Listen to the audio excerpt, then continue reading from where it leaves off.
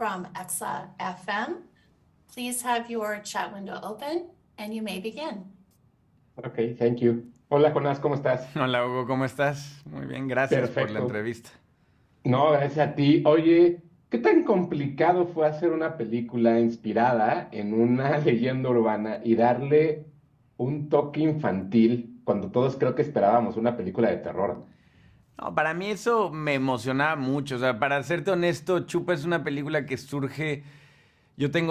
Que surge la necesidad de hacer una película para mis hijos. Yo tengo dos hijos, son niños, y llevo ya muchos años viendo películas con ellos y pues me emocionaba mucho poder hacer una película como esas películas que me marcaron en mi infancia, como E.T. y Gremlins, que juegan con esta magia del miedo a algo supernatural, pero la conexión que un niño puede crear con eso. O sea, yo era un niño cuando surgió el mito del chupacabras y pues surgió en Puerto Rico, pero muy rápido se esparció por todo México. Y entonces me acuerdo, la verdad, cuando oía del chupacabras en las noticias me emocionaba mucho porque pues era esto, como niño creer que sí todavía existe la magia y puede haber algo mágico afuera de tu casa, pues es muy emocionante. Y hasta aunque tenga un toque de miedo, te emociona porque pues como niño quieres esa aventura.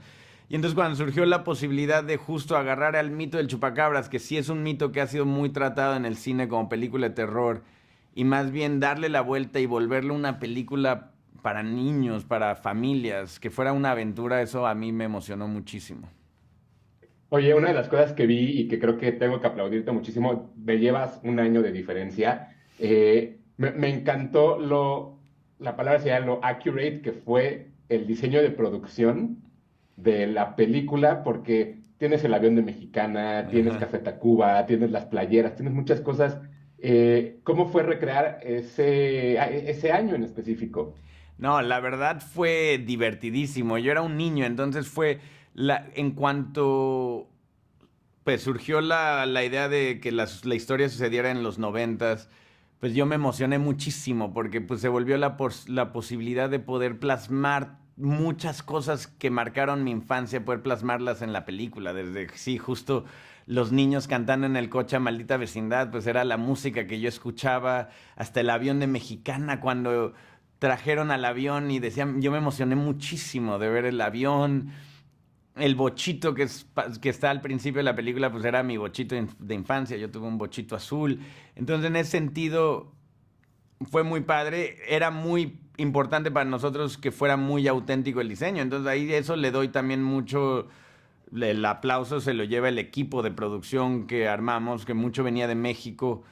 Gran parte era mexicano. O sea, Mariana Guerrero, la vestuarista, hizo un trabajo increíble. O sea, es un diseño muy, muy específico.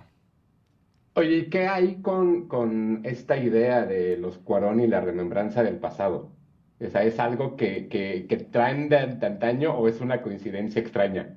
No, yo creo que todo mundo como cineasta, como autor, pues las historias de tu infancia son las que más te marcan. O sea, en ese sentido, por eso el personaje del abuelo era muy importante para mí, porque siento que lo que hace a las familias es esa narrativa, y esa narrativa la llevan tus abuelas, tus abuelos, son los que, por lo menos en mi experiencia, me contaron pues toda la historia familiar y eso también hacía para mí cada que viajaba y me quedaba en casa de mis abuelas era muy padre porque era como una experiencia muy mágica, muy pues muy especial. Entonces para mí era muy importante poder plasmar eso en la pantalla.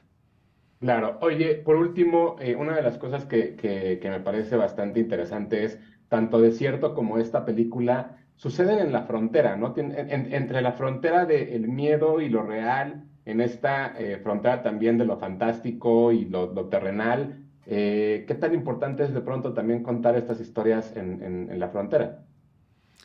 Yo creo que o sea, a mí me interesa mucho poder enseñar muchas facetas de ese México y una manera obvia era con un personaje mexicano que había crecido en Estados Unidos pero no había tenido la oportunidad de conectar con toda esa historia de su pasado. Y entonces al traerlo a México yo iba a poder pues demostrar lo rico que era su cultura, ¿me entiendes? Enseñarle. Entonces, en ese sentido, para mí esas historias pues son muy interesantes porque sí creo que pues que el mundo está lleno de historias y que pues es importante poder plasmarlas y ser diverso en el tipo de historias que plasmamos. Perfecto, muchísimas gracias por tu tiempo, Jonás, y muchas felicidades por esta película. Muchísimas gracias.